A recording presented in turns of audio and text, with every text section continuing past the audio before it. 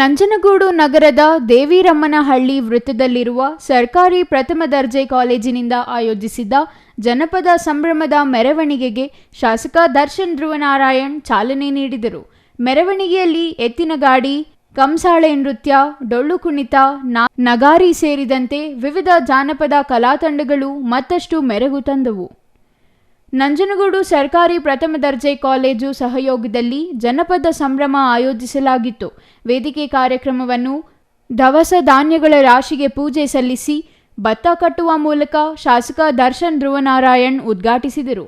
ಬಳಿಕ ಮಾತನಾಡಿದ ಅವರು, ನಮ್ಮ ಜನಪದ ಸಂಸ್ಕೃತಿಯ ಅದ್ಭುತ ಹಾಗೂ ಸಂಸ್ಕೃತಿ ಪರಂಪರೆಯ ಪ್ರಾಮುಖ್ಯತೆಯನ್ನು ನೆನಪಿಸುವ ಮಹತ್ತರವಾದ ಕಾರ್ಯ ಇದಾಗಿದ್ದು, ನಮ್ಮ ಸಂಸ್ಕೃತಿ ನಮ್ಮ ಹೆಮ್ಮೆ ಎಂಬುದು ಕೇವಲ ಶೀರ್ಷಿಕೆ ಅಲ್ಲದೆ ಅದನ್ನು ಪಾಲಿಸುವ ಕೆಲಸ ಆಗಬೇಕು ಎಂದರು.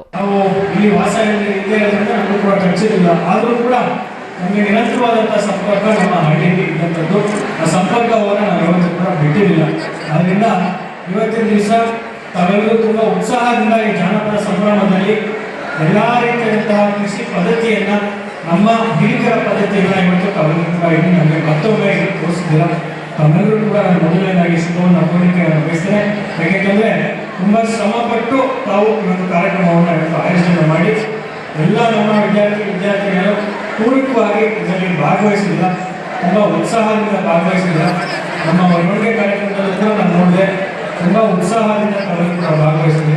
ಇವತ್ತಿನ ದಿವಸ ಹಲವಾರು ಕಾರ್ಯಕ್ರಮಗಳನ್ನು ಇವತ್ತು ಹಮ್ಮಿಕೊಂಡಿದ್ದೀರ. ನಮ್ಮ ಕಾಲೇಜಿನ ಆವರಣದಲ್ಲಿ ವಿಶೇಷವಾಗಿ ಹಲವಾರು ಉಪಕರಣಗಳು, ಹಿಂದೆ ಬಳಸಿದಂತಹ ಕೃಷಿ ಉಪಕರಣಗಳು ಅವೆಲ್ಲವನ್ನೂ ಕೂಡ ತಾವು ಅಲ್ಲಿ ಡಿಸ್ಪ್ಲೇನ ಮಾಡಿದ್ರಿ.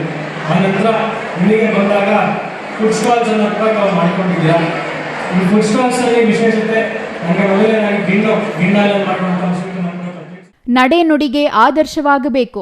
ಇಂತಹ ಕಾರ್ಯಕ್ರಮಗಳ ಮೂಲಕ ವಿದ್ಯಾರ್ಥಿಗಳು, ಯುವ ಜನತೆ ನಮ್ಮ ನಾಡು ನುಡಿಯ ಬಗ್ಗೆ ಹೆಮ್ಮೆ ಪಡುವಂತೆ ಮಾಡುವುದು ಅತ್ಯಂತ ಶ್ಲಾಘನೀಯ.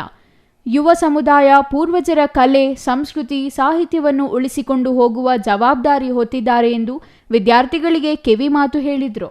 ಈ ವೇಳೆ ಮಾಜಿ ಶಾಸಕ ಕಳಲೆ ಕೇಶವಮೂರ್ತಿ, ನಗರಸಭಾ ಅಧ್ಯಕ್ಷ ಎನ್ ಶ್ರೀಕಂಠ, ಇನ್ನೂ ಹಲವರು ಹಾಜರಿದ್ದರು. Kumar, CTV news, Nanjangud.